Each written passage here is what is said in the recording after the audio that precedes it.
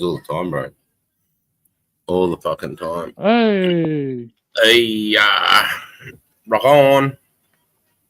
this is old time's sake. Yeah, This is Ashley's shirt her uncle brought her from Nashville. that's fucking sick. Yeah.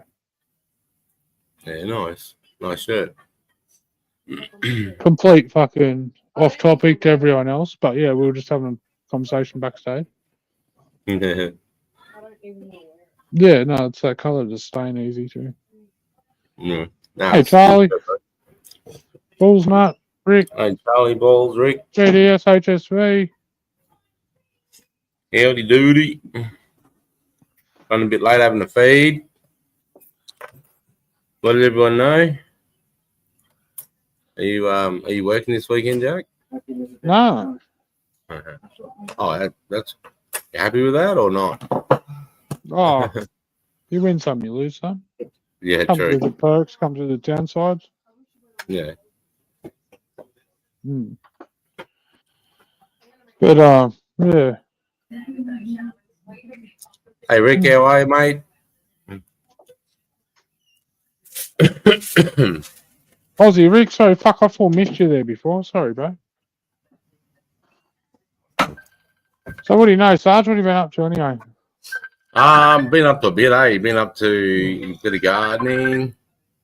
Doing a bit of gardening, fucking, what else? Chopping up some wood out of this big tree fall over the yard, so we've been fixing that up. And, that's right, my fucking front right lawnmower wheel, the weld broke on the cunt, so she folded underneath the lawnmower the other day, so when I was taking that off, the bearing was seized on the cunt. So I had to get one of my mate's claws, those with the 3 prongs, and it pulls the bearing off.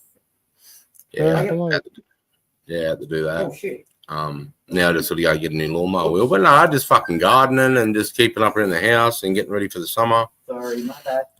Still got a mow at the back because we've had so much rain. Actually, it's mushroom hunting time too. I've noticed that I've seen a few mushrooms around the backyard. Yeah, it's getting muggy now, yeah. Hey, buddy, how you going? My dog just come up to me. Yeah, it is getting muggy, mate. We've had heaps of rain up here now, enough for fucking for mushrooms. So if the general white ones are growing, then usually the gold tops and the cubes are growing out the cow paddock. So, hey Ray, how are you, brother? Big love, Chris, chat, Jack, everyone. Jack, where you been, lad? Working flat out, and then fucking finally got my license back. Bought another car. Fucking, you know how the story goes, brother. It's the front of the house. Oh, nice. Doesn't fucking stop. Fuck, I feel so late. Yeah. Oh, really? What's every cunt doing for Christmas holidays? I mean, some people be looking forward to it coming. Some people be fucking hating that it's coming. Yeah, I suppose, as you know, fucking, I work all but fucking couple of days over it all, but yeah, you'll get busy over Christmas actually because of the defense contract. We're about to get run off our feet from what I saw in the office this afternoon. Yeah. Yeah, I bet. Especially December, January, bro. That's when every cunt's moving. Why she's so fat? Yeah, that's it, brother. Fucking better you than some other cunt making that money, so fucking good on you. Okay, some new car working we come out. Would you buy this one, Ramo? Hey, my daughter's dating a guy I don't mind for the first time. He's a fucking good lad. And he just bought an X6 with the 4-litre Barra. Oh, yeah. So he's a real man. Righto. Yeah, he's got a bunch of cars. He's got a Kia Stinger. He's got a money. Right. He's got a Golf GTI, the little Golf GTI wagons. Yeah. He had an SS, sorry, not an SS, is it SV8, not the Club Sport, but that weird one. What's the other one? Is it the HSV SV8? Yeah. It's in the back, I can't remember, but he wrote that off, so it's in the front yard, but it's written off. And he's got a fucking, I don't know. He's going work again tonight. He goes tuna fishing 3 weeks on, 5 days off. How much is the SV8 in the front yard? That's what I want to know. And he's got a fucking 2020 Hilux. Yeah, cunt's got some mad cars, mate. And he's going to sell them all because he just picked up this XR6 And he's selling Yeah. them all to put all the money into this XR6. He wants to fucking XR6 Turbo or just XR6? No, it's just I think aren't they naturally aspirated those 4-litre barrows? The straight No, they six. come out with a turbo too. They're the more. No, he said it's not. He said it's not turbo because I asked him that, and he said it wasn't. Right. So he's a girl, right? Oh well, he's going to be doing all that. He says he wants to I'd do. All hope the, so. He's doing all the suspension and bushes and everything first, or something.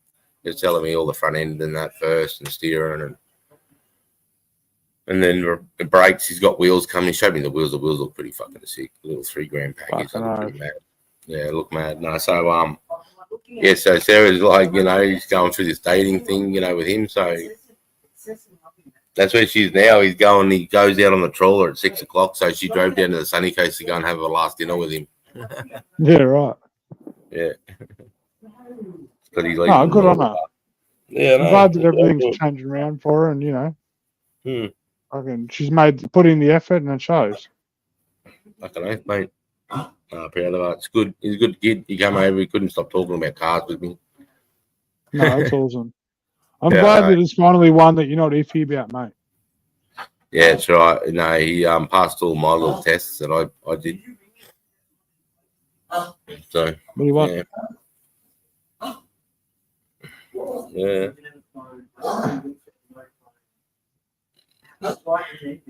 Yeah, so no, I've been out in the garden a fair bit actually, just fucking sorting out different plants and stuff. Got some passion fruit vines and avocado tree, big massive fucking hole to dig to this massive avocado tree.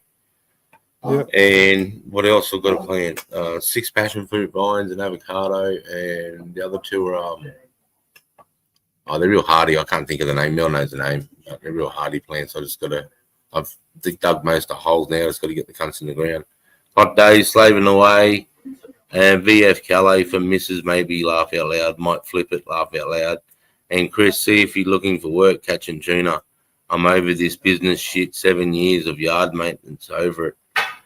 Yeah, well, he gets $5,000 a week. He goes out for 3 weeks, gets $15,000. He reckons $15,000, but he only has 5 days off, and then he's back out again. So VF Calais, is that fucking 6-litre or 6.2, cunt? Fucking good on you. They're a nice bit of kit. I bet you feel proud for owning the cunt. So fucking, I know how hard you work for shit, Ray, mate. Good on you, cunt. Yeah, fucking know. Hey, Dribs, how are you, dribbler? Yeah, fucking. Yeah. So, yeah, it's good, mate. Your fucking dog's got. How's Josh going with that phone, Sarge? I meant to ask you before.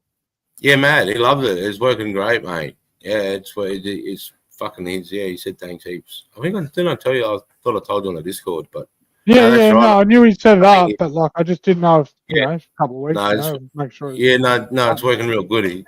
And because his phone was so old, he just knows how quick it is, just how much quicker it is thinking, No, I'm glad fucking money's got 5 years old. And he's the only one in the house that has Oppo, and the phone was an Oppo. What's the chances? Yeah, I know. So he could easily put all his shit straight over across because it was Oppo to Oppo, see? So it ended up working out sweet. Bro, when they brought it out to me, they were like, "Oh, do any of you want a phone? It's never been used or anything." And I was like, "Man, like honestly, without being a fucking rude cunt, but like I've got the newest phone, kind of thing. Like, I'm not really interested." And they're like, "Oh, one of the kids or one of your friends might need it." And I said, "You know what? Just chuck it here because I'm sure in my life someone will fucking need it. I'll make sure it goes to someone in need." Yeah, and fucking. Right. There you go. The next day, I think I spoke to you, and that afternoon, you're like, "Yeah, your phone's fucked." I was like, "Right, yeah, time's away." 2 weeks there, mate. I couldn't answer calls or texts. It was so frustrating. But nah, then we ended up biting the bullet, buying a good Samsung. Yeah. So as shit as it is outlaying the money at the time, it's fucking worth it with the technology, eh? Like when you buy shit stuff. Yeah. Yeah, I think so. And because our old one was an older Samsung, it didn't even matter. It just transferred our data straight across, easy peasy. No fucking around. Cheers, Rick. Yeah, fucking right. Well, it was funny, to be honest with you, Rick, because I sent it up. Hey, Charlie. When I sent it up, Sarge hadn't actually bought the phone yet. And I said to him, oh, well, even if you don't, even if you buy a phone, just keep it aside there because, you might happen to be in the same situation and it'll be something to keep you out of trouble. And literally the next time I spoke to him, which he received the phone and whatnot, and he goes, you'll never guess what? It was the same phone as Josh's, man, and he needed an upgrade. Yeah. Oh. And it was to Woodsy's persistent on your behalf. Because I met Woodsy at the pub and I was like, no fucking way, I've got a brand new phone. I don't fucking need a phone. And Woodsy's like, looked at me, goes, Jack said I'm not allowed to leave without fucking giving it to you. So I'm giving it to you, cunt. And I'm like, I said to him, I said, if you bring this fucking thing home, I'll carry on like a fucking 2-year-old cunt. Yeah, he did. He said he goes, there's no option, cunt. You're taking it. And then I was like, tell him to give it to his kids. And he goes, his kid's got a new phone, cunt. There's no other options. You're taking it. And then I was like, righto. And then I brought it home and I'm like, hey, Josh, what's your phone? And he's like, I've got an Oppo. And I'm like, fucking here. Look, Jack's got this new Oppo here. We may as well try it. And he's like, oh, fuck. Yeah, that's awesome. I need a new phone. It's 5 years old. So, Reggie did. Well, so it was just timing, honestly. Like, it was just the way old love. She was persistent on me because at first I was like, no, I don't fucking need it. She's like, no, like, sure, someone doesn't need it or your kids. And I was like, oh, now you put it like that. Like, I'm sure there's someone that fucking needs it, like.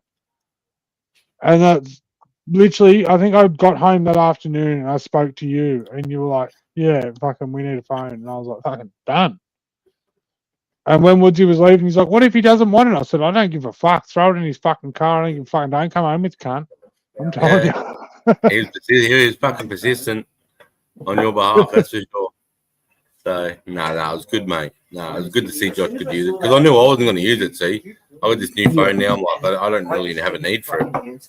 And I've got a cupboard full of old phones. So, but it's good because I didn't realise Josh hadn't had a phone for 5 or 6 years.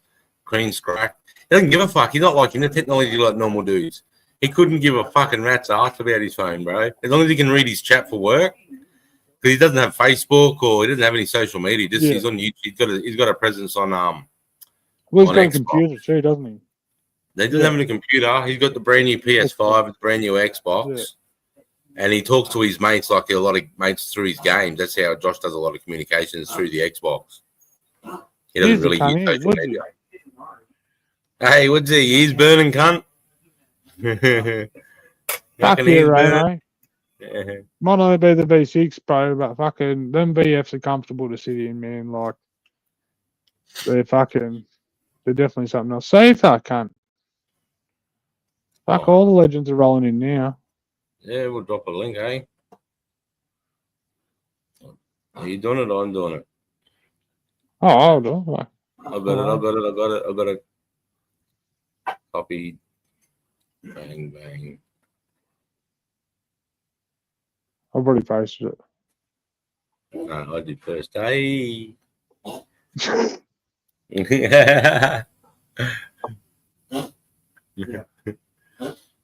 Going on here. Going on here. Charlie. Fucking come on. Woodsy goes lives now. You can get his face Woody, you get your fucking cunt up here, motherfucker. I was just telling him how persistent you were. Make me take that fucking phone home, cunt. And I met you and Paulie in that pub. Yeah, mad feeds in that, eh, Chris?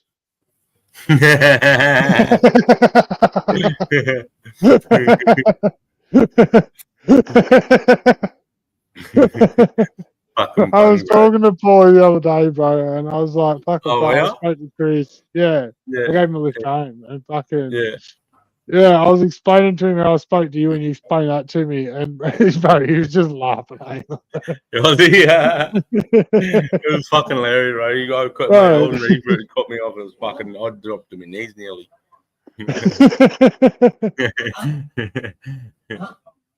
Oh, fuck.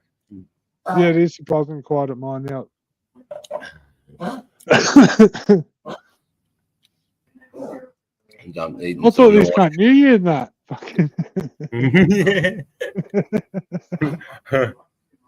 Yeah, because that's right, because of the smoking. 'Cause I'm like, I didn't know you smoke durries, and he's like, yeah, you do. I'm like, did I? I'm like, but I've never been on a live with you. And he goes, yes, you have. I said, with half your face when you're at Jack's place like this on the screen, that's about the best. And I said, the other time we've always spoken like on, allowed to speak. And then he's like, oi, I thought this cunt fucking knew you, lad. Straight up like that. And I was just like, what the fuck? And then straight away, Woodsy was trying, yeah, he does. I'm like, oh, yeah, that's right. I said, oh, I thought when he said that you didn't smoke, it must have meant weed, It was fucking funny though, man. It was fucking funny. Bro, he's just like an autistic kid in a cake shop, honestly. Like, no,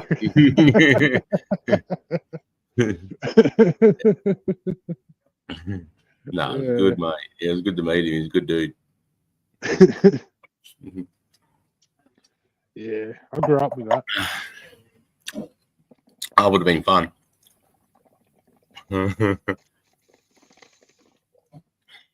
Good to see everyone, Rick. Fuck, he's ready to fight, I tell you. The redhead comes out at him, he's just ready to fight. No doubt.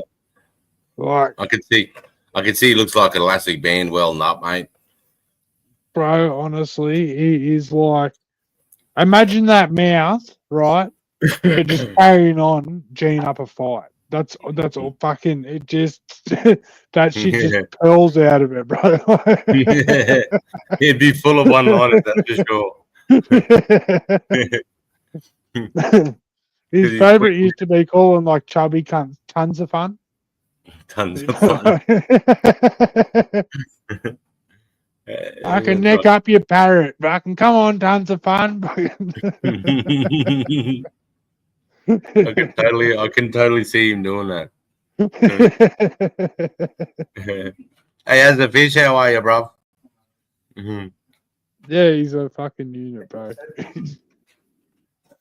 And like, win or lose, like he's in it. Once he's in it, he's down to fucking fight. Like, there's no. He'll argue about it with you later, fucking whether you were right or wrong, but he'll fucking fight black and blue with you, that cunt. Yeah, I spotted that. In but yeah, he still will be mid-fight. Like, I thought you said you knew this cunt. Dude, it was fucking funny, bro. I was like, yeah, fair enough. This Adelaide calls a spade a spade.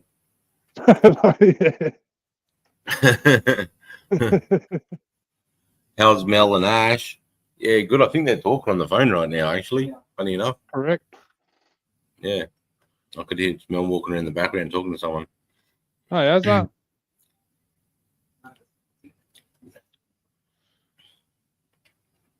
Are you just talking to just Jack? Hey? Yeah. Oh, no. Yeah, 13 people are listening. Me and Jack are talking, 13 are listening. Fucking boom.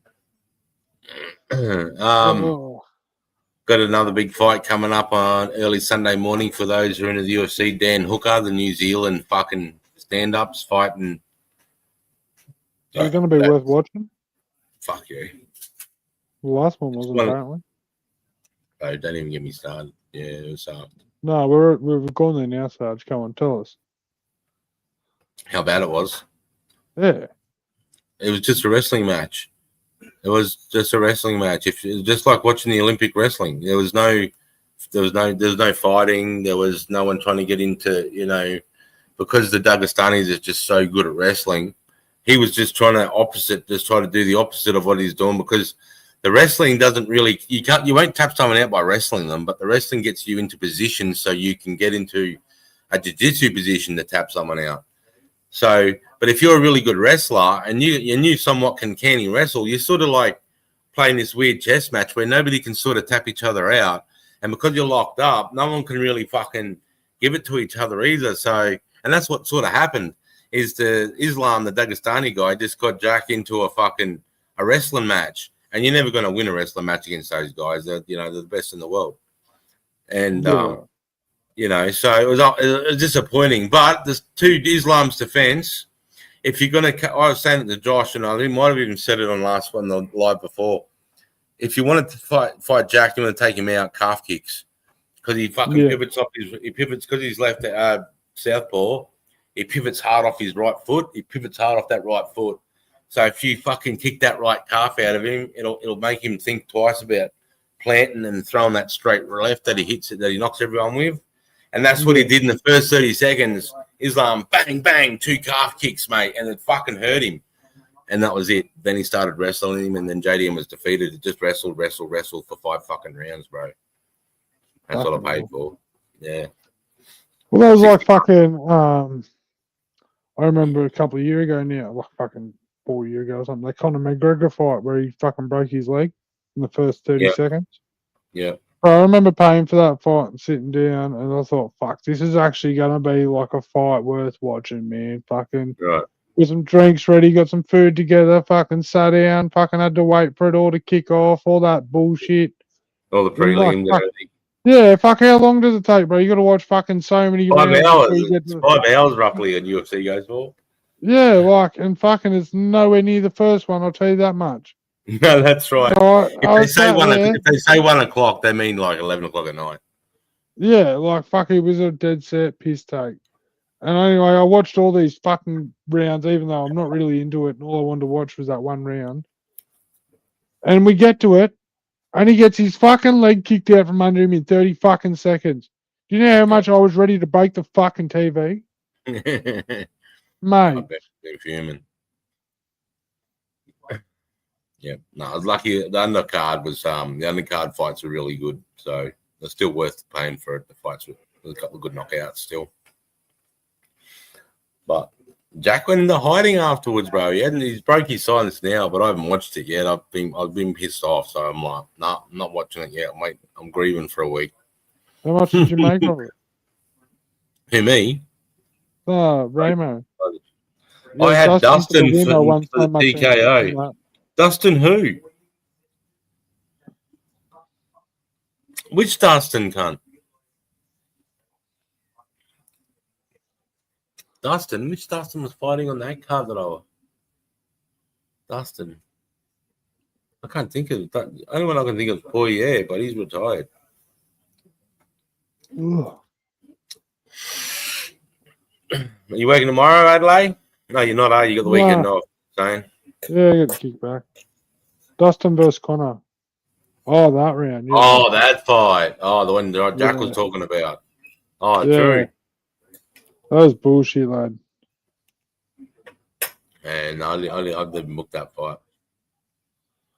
I booked the Khabib and Connor. I booked that one. That was crazy. Did you win? Who, me? Yeah. I don't ever bet money. Oh, I thought you said you bet. Sorry. No. I booked it paid for the pay-per-view, booked the pay-per-view. No, sorry, I thought you said you bet. Sorry, my bad. Nah, fuck betting on fights. If I'm going to bet, I just play roulette.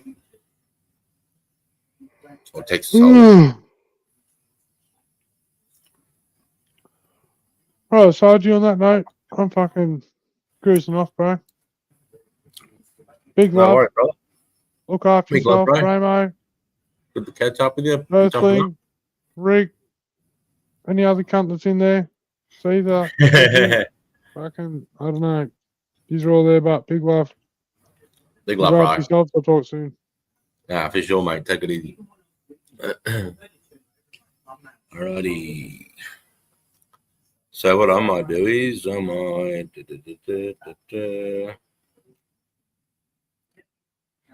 see you, Jack. Yeah. All right. I'm gonna just open up my YouTube real quick. And there's a new Jeremiah video.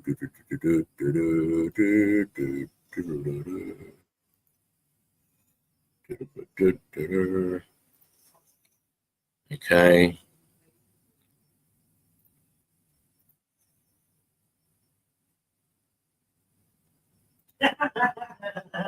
Okay, that's part of the video. All right. Okay. All right, so I'm just going to present.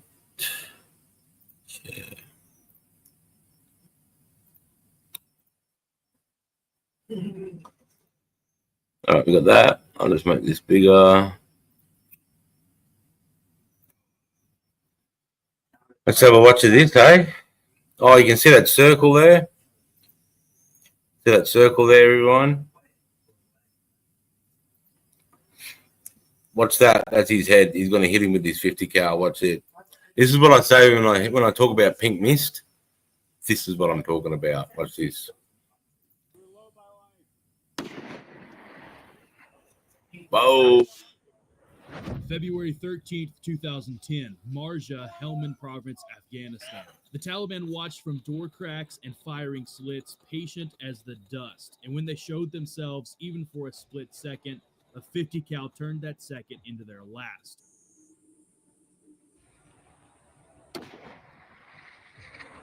Marines on the ground fought yard by yard to clear the town. Engineers cleared bomb after bomb from the roads throughout the town. Every step could split the earth wide open. And sitting high above it all, a small team of U.S. Marine snipers sat behind Barrett 50 cal rifles, watching and waiting for the enemy to show itself. And every time the enemy tried to make a move against the Marines on the ground, the snipers answered with overwhelming force.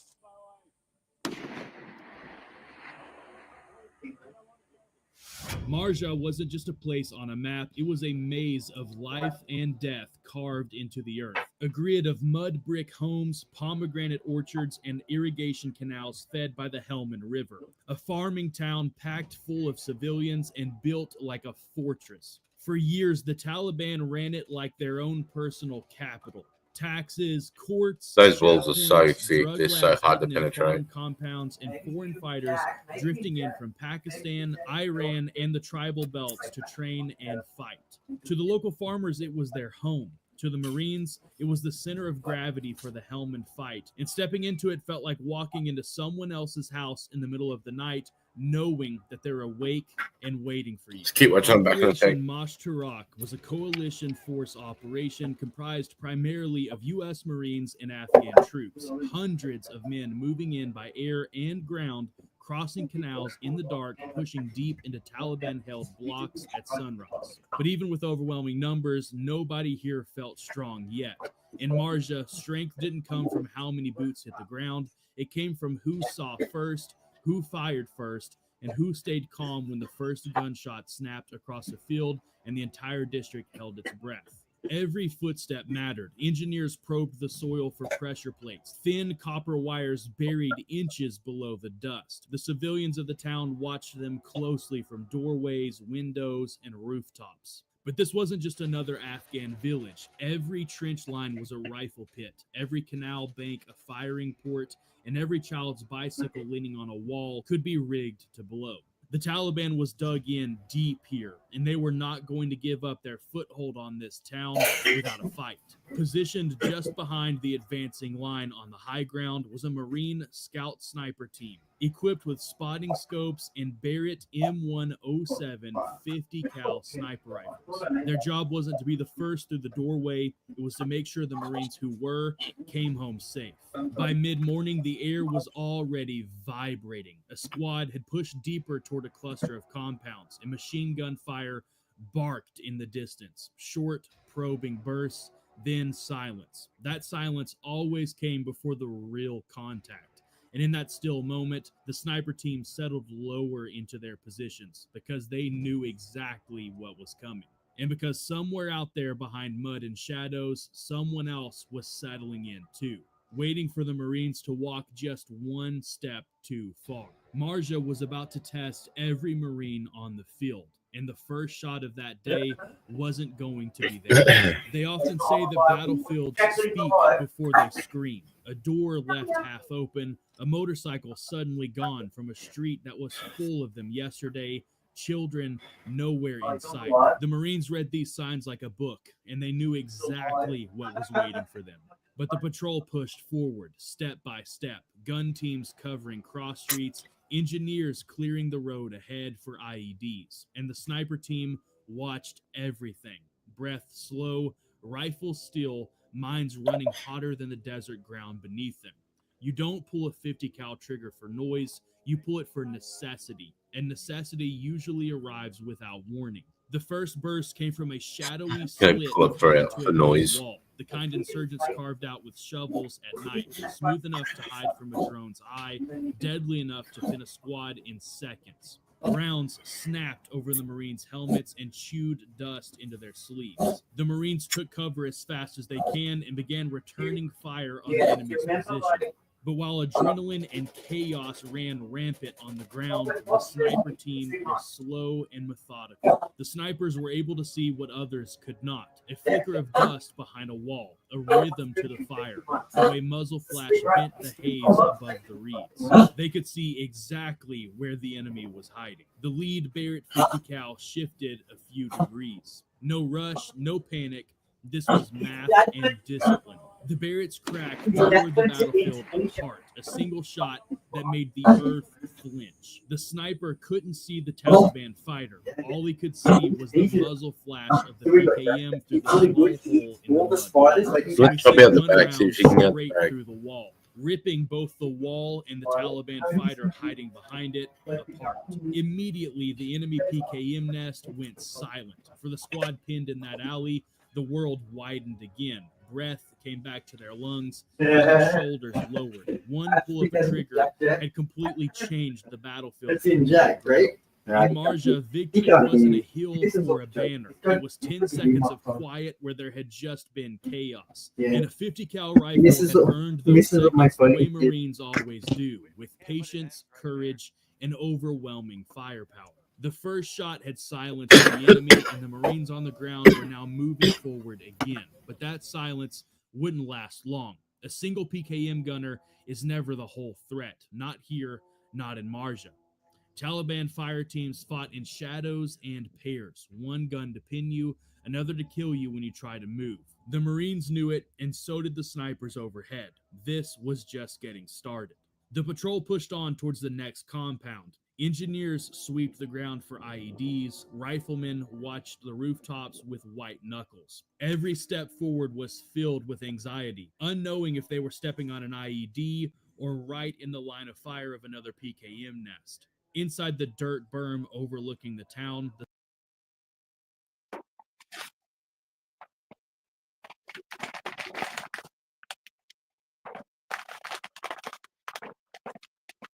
Fuck, my mic was muted. Sorry, how are you, bruv? How are you, Woodsy? Good, bro. What's happening? Not much, mate. Just still alive. Just watching a bit of fucking Jeremiah, that video I'm watching. Not much, man. Just chilling, eh? Been out in the garden a bit, actually. Putting passion fruit vines in and shit. But What happened with Meow Meow?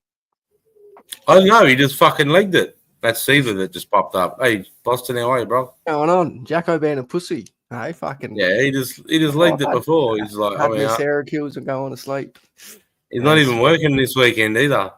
Hey, he goes to bed at like fucking 7:30 every night, mate. He just had fucking like 8 people at his house 10 minutes before our seniors. Yeah. Is that why you said it looks pretty quiet? Yeah, I left and yeah.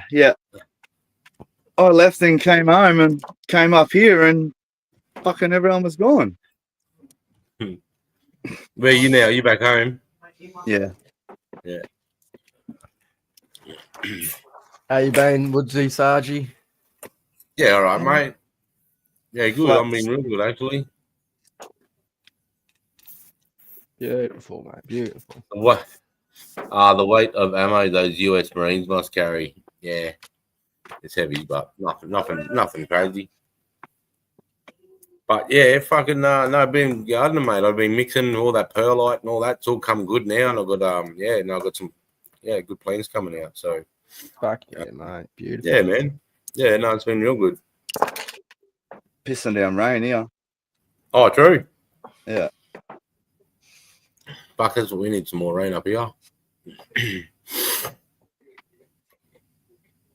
See, Darwin's about to get fucking smashed with some cyclone. Yeah, some sort of fucking.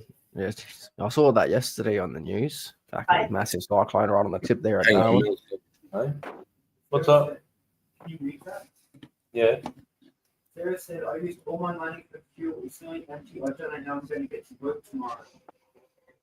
Oi, Sita. If I hit join the chat, does that kick me out of here? Nah. That's just connect your YouTube account so you can type in the chat while being here. But I can see their chat. Yeah, mate. Oh, hang on. I think there's a button I can push to bring up the chat. No. There you go. Oh, is that too small? See, I've got the chat on the bottom right hand side there. Oh, you got the dual fucking. You got the horizontal stream and the big stream going. Fancy, mate. Oh, it's just the one they recommend when you're setting up a live now. See, if I put it to the side there, can you see that? If I do that, see that extra screen to the left now? Yeah. The three of us on the phone or the phone view. Yeah, this is all new features. Yeah. Fancy. I can see it, but I couldn't read it if you paid me $5 million. I'll fuck it off then. I run everything off my phone. Yeah.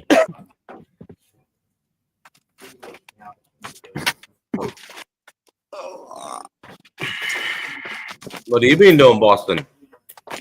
I've been fucking out of business the last 4 days because I had a fucking cutting disco in my eye. So I fucking been like this for fucking 4 days. But doing good now. So just, getting the missus ready to go to Bali on the weekend. Fucking hell, Woodsy, mate. Earning too much coin. What are you doing? Selling gear. Money. Just a little what? Just a little $5,000, 10 grand. What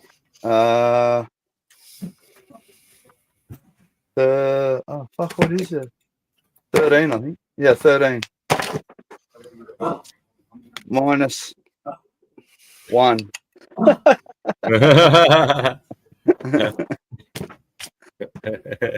you getting a car, are you? That's the only reason I have that sort of cash out buying a car. Yeah. Car for me and my daughter gets mine. 16th birthday next week. Or next 2-3 weeks. So. Oh, yeah. Nice. She doesn't know it's coming yet. Yeah, right. That's good. You got to be excited, mate. Yeah. Excited, nervous. I haven't seen her in 3 years. Okay. Yeah. Anywho, I had to buy my first car. My brother got 2 first cars from my old man. I had to buy my own first car. How dodgy is that? Yeah, me too. Your brother's a drop kick. He needs all the help he can get. Yeah.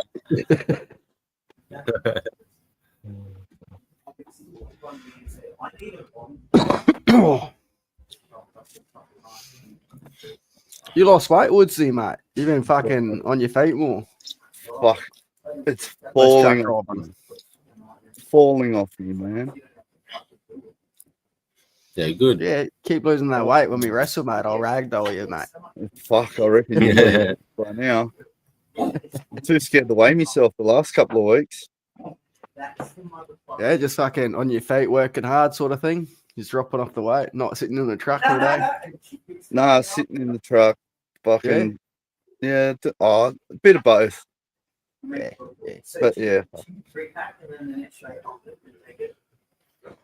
Oh yeah, I seen this YouTube fucking short of this 5-cent coin with an echidna, and I reckon it's worth 200 grand. So I've been looking for this 5-cent coin all day through all my coin stashes. Look, I wouldn't believe it. Yeah, fucking James Hook has fucking 80 of those, bro. It could be possible, but it could be possible, but I wouldn't believe that. Yeah. Well, you do coins, don't you? What's a rare coin that's sort of don't all 5-cent pieces have an echidna on them? Yeah, that's what I was thinking. Yeah, but no, it was the way the echidna was set with the 5-cent. I think the way it was set. I don't know. I was sort of half watching. I just saw a 5-cent coin was worth $250,000. I was like, what the fuck?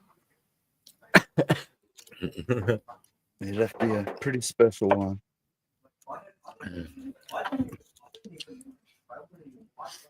But yeah, no, the most common I reckon that you could find just in your change would be either the $2001 coin, year 2000 $1 coin, the mule one that's been stamped on a 10-cent piece planchet.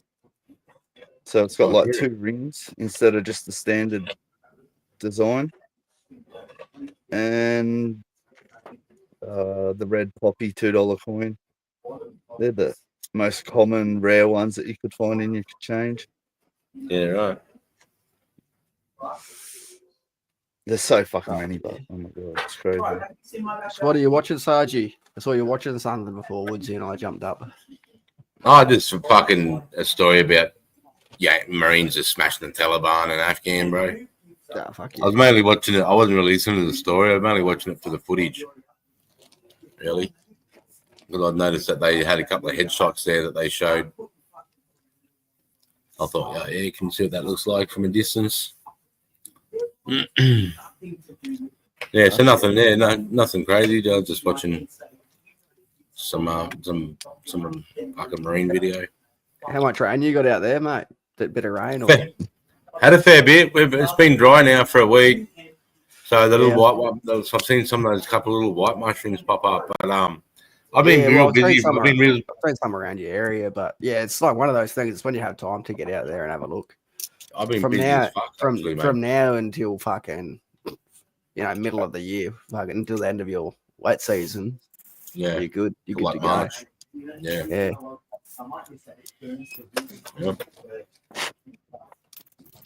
Yeah, I had I told you I had like a gram or two the other day. Last Wednesday. I think. That was good. Okay. It was good. Josh hadn't had any for a while after that real big dose. He's like, I just want to give him a break for a bit. It's good to take a good break, I normally only do them once a year sort of thing, man. So yeah. I've done them, I think 2 or 3 times this year, but so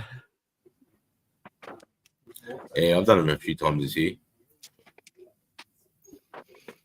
All right, boys, I'm gonna jump down. I gotta get shit ready for work tomorrow and fucking 5:30 start. No worries, Woodsy, big love, brother. Hello, Chilla, boys. Hello, Chilla, mate. Have a good day tomorrow. And if you're watching Jack, you're a weak bitch. Meow meow. Poor Jacko. Those Syracuse, man. He pops one of those, he's gone.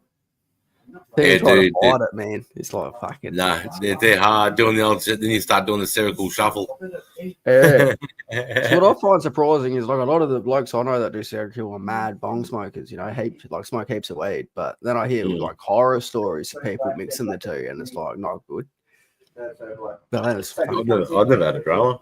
Yeah, well, it's probably because like you were smoking before, like mad before you got on the Syracuse, Yeah. Yeah, I think a lot of these cunts like don't smoke a lot of weed, and then they'll get on the Syracuse and abuse it, and then get some weed in the system, and it's just too much serotonin. Fucking what to do? Send them crazy. Nah, serotonin syndrome, man. It gives them like high fever, seizures, and fucking brain swelling from too much serotonin. Yeah, you can actually get it from smoking weed, but that's like really, really rare. Yeah, it's one of those ones. Yeah, well, fuck, lucky than that for me because I have heaps and of so is his missus.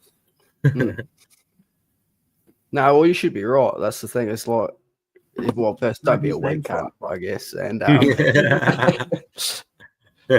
like you fucking have no issue smoking weed, getting on the mushies and all that. So yeah, obviously you've got a pretty good tolerance for serotonin. And you're fucking smoking that synthetic weed, for fuck's sake. That's way more hardcore than all that, bro. Yeah, true. Yeah, that was fucking hard. Bro, I fucking smoke some heavy drugs. I don't touch that shit, bro. I know. I'm surprised at how a lot of people, have bad experiences or it's too much or whatever. One of my mates has a story about it. He fucking goes, went to his mate's house, and didn't have any weed, but they had this synthetic shit. And he fucking bought a bag of it, had one cone. He said, all right, just fucking pack a halfer, not a full cone. Fucking smoke it and then hold on to it for as long as you can. Because if you cough, it's going to suck more. Yeah. So the cat does it.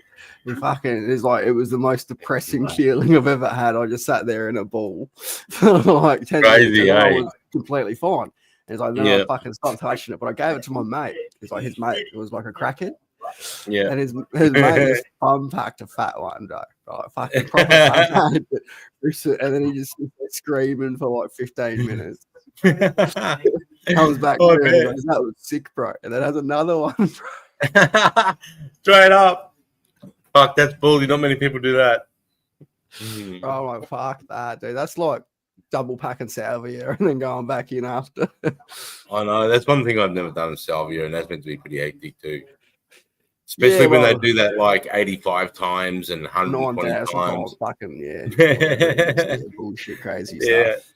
Yeah, what the fuck, It's bro? powerful. It's powerful without being extracted and fucking all of that. So Yeah. you just fold up a couple of leaves and put it in your gums, and you're fucking good. Yeah. Yeah, I've seen those guns smoke those bowls, bro, jump out windows. Fucking, they're seeing things, mate. They must be so bad of a hallucinogen because they're running away from things like they're being chased. Yeah. People. You know what I mean? Like they've been chased by But fucking. it's also like people that have never really done psychedelics taking like the strongest psychedelic that's known to man. Yeah, that's right. And they're taking like massive doses with no experience. Of course they're gonna freak out. Like cunts jumping out of windows and shit. But then have you seen doing salvia with Eric? Yeah, I have. He does gardening on salvia, driving on salvia. What you want to do is dig a hole, then take a nice big rip of salvia, and then lay down. And then he's like, the last thing you feel is your eyes vibrate, and you know it's coming on.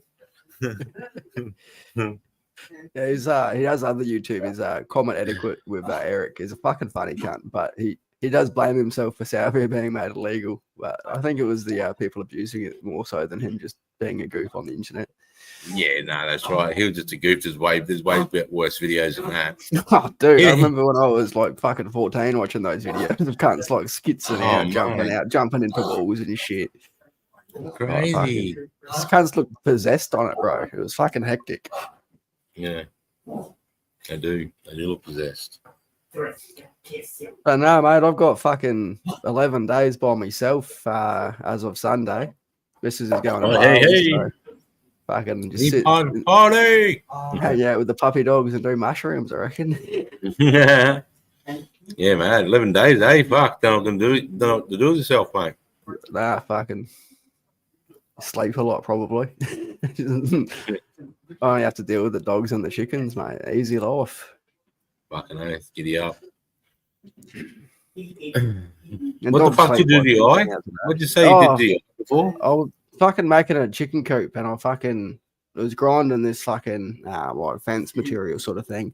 And I was like at head height, and the fucking disc started disintegrating. I didn't have my safeties on, and I'm standing on the side, and it's just fucking brushing the side of my eye. So true. Scratch the side of my eye with like abrasive disc. Ooh. It's way better now. Way better now. You can still see it's really fucking swollen there. Yeah, but I fucking couldn't open my eye for fucking 3 days. So fuck now. Wow. This is like go to the doctors. I'm like, you'll be right. Just be like a pirate for 3 days. Oh fuck that! I was gonna make an eye patch, but it was more irritating than anything, so I just fucking left it. And slept a bunch, bro. Smoked heaps of cones. No worries. Yeah, and I mean, there's not much you can do for an eye anyway, really. Nah. You know? I've had metal in the eye and shit before. This is way better than getting metal chunks out of the eye. Right. Like I had a bit of stainless steel splinter like that big go into my eye. And they had to fucking dig it out with a needle, bro. That was fucking rough. Yeah, my eye was like this for like a month. Oh, fuck that. And I still went to work, mate. Just fucking got it done. Yeah, sometimes you gotta, fucking bills, mate. They don't stop for no cunt, mate. You can call them up and like, oh, fucking, I don't have work. They don't care. Oh, yeah, I'm just gonna have a Billy. Give me 1 sec. You need to move your setup back there, bro. What's going on? You need to be ripping billies. You need to be ripping billies with everyone. Yeah, I know, but it's fucking on the table. Oh, fucking cheers, guys. All the legends in the chat. Aussie Rick, Bulls Nuts, fucking Ramos. Good to see you, legends. Cheers.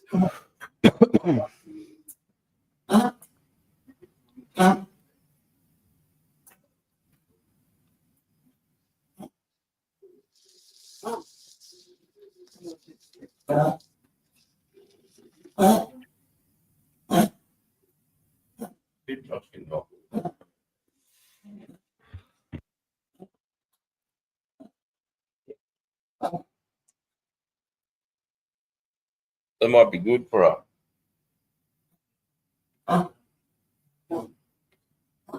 Ah, there we go. Buddy, Choppy's got that little cough going again. Yeah, that's what I thought I heard. Yeah. Do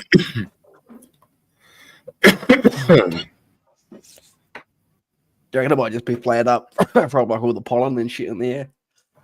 It must be, mate. It must be. Because it was like this time last year it flared up. So I remember going and doing YouTube and lives all through last summer, and it was fucking, she was doing it through all the lives all the time. But I can still hear it going off. Anyway, Sarge, I'm gonna go hang out with the missus and watch your stream in the background. Yeah, no worries, bro. Take care, bro. Peace. Too easy. Peace, mate. Big love. Sniper team stayed focused, watching for any movement ahead of the Marines on the ground. And then in an instant, the silence was broken. An RPG streaked across the air, detonating just in front of the Marine patrol. The battlefield changed shape in a heartbeat. Now it wasn't a distant gunner behind mud. Now it was a cluster of enemy fighters, a coordinated kill zone. Multiple shooters, RPG teams, and they all had better angles on the Marines. If the Marines tried to fall back, they'd be shot out in the open. If they pushed forward, they'd run straight into another PKM nest. They were pinned down right where the enemy wanted them. The sniper team wasted no time finding their next targets, focusing first on the source of the RPG. It had come from a second-story window on a building overlooking the Marines' position. The Barrett 50 cal shifted to the left and locked in on the window. The sniper took a deep breath and squeezed the trigger.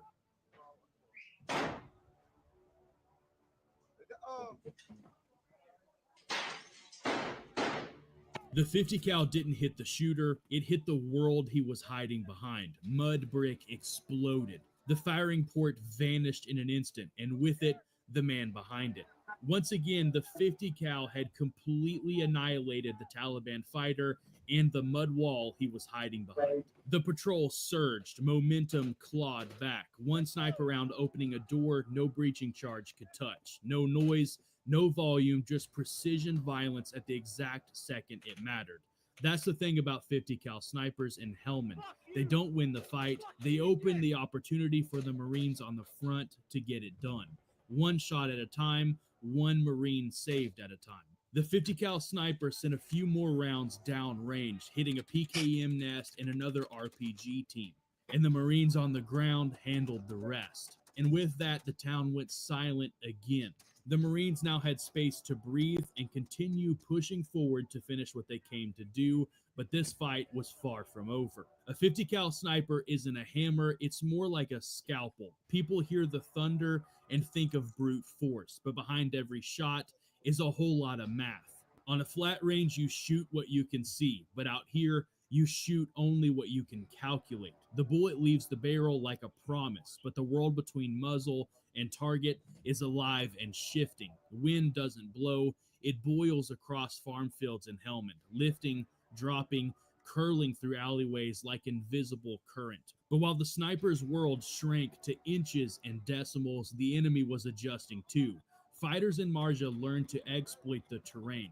Crooked irrigation ditches running like trenches, compound corners were caked hard like clay armor. Pop-up firing points vanished the moment they barked. They weren't amateurs, they were farmers who became soldiers, and soldiers who knew the land like the back of their hands. The patrol continued to move forward, and then suddenly another burst of enemy fire. Another firing point, higher up this time.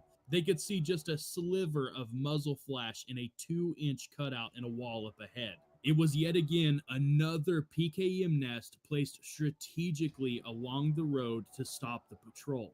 But in the end, it would just be another perfect example of why the Barrett 50 cal was so invaluable on operations like this. The thick mud wall kept the Taliban PKM nest safe from the small arms fire coming from the Marines on the ground. But the Barrett 50 cal was going to chew through that mud wall like cardboard. Most of the Marines on the ground Yeah, never last even message he saw sent the was target. what was They picking up. only saw the Hey? result. The thick mud Last wall message split Sarah sent straight was, down the middle Oh. in an instant, and the sudden stop to the enemy's fire. And that's the role Yeah. of the Marine sniper. Not glory, not noise, just precision in a place surrounded by chaos. There's no cheering after the 50 cal round, no victory yell, just a nod, a deep breath, and then another few meters earned towards the target compound. In Marja, progress wasn't miles, it was yards, won by quick decisions and bravery. The Marines continued to push through the town, clearing out PKM nests and Taliban fighters as they went. Killing in a war like this isn't just marksmanship, it's judgment. In Helmand, the Taliban didn't hide in mountains, they hid in other people's lives. Farmers in the field at sunrise were real farmers. Fathers in doorways watching strangers with rifles walk through their town. Children chasing chickens through alleys, too young to know which direction death was coming from. And somewhere inside that quiet, men with rifles and hate, waiting for a chance to fire. Some days, the sniper's hardest shot was the one he didn't take. Through a sniper optic, you don't just see targets. You see a grandmother hanging wet laundry while Marines stack on a nearby gate. You see a 10-year-old running across a roof with a kite, and your brain screams it's a rifle silhouette for a split second. You see people trying to live in a battlefield they never asked for, and between them, sometimes just feet away, a muzzle that is aimed at your brothers. The enemy knew the power of hesitation, and they used it, leaned on it, and weaponized the innocent. They'd hide their rifle barrels behind a curtain painted with flowers. Machine gunners would crouch behind grain sacks where children had been playing just an hour earlier. It wasn't just about seeing the shot, it was about knowing the right target, the right moment, and the right time to take the shot. Hesitation wasn't a weakness the Marines had to get over, it was a necessity they had to use. They had to second guess every shot and be certain of what their crosshair was resting on, because once a 50 cal round leaves the barrel, there's no going back. You have to live with whatever damage that bullet does. The easiest thing to do in Helmand Province was to shoot first, but the hardest thing, the thing only the disciplined could do, was to wait for the right moment, to let danger live one more heartbeat so an innocent didn't die in its place. This is what people who never wore the uniform don't understand. Snipers don't take life lightly, they protect it by ending only what they have to. War doesn't just tally bodies, it tallies souls, and long after Marja faded from maps and headlines, there are Marines who still see that place when they close their eyes, still hear that first burst of gunfire, and still feel the weight of every shot they took. After 3 weeks of fighting, clearing IEDs, and searching compounds, Marja was finally cleared of all Taliban fighters by the US Marines and the Afghan troops on the ground.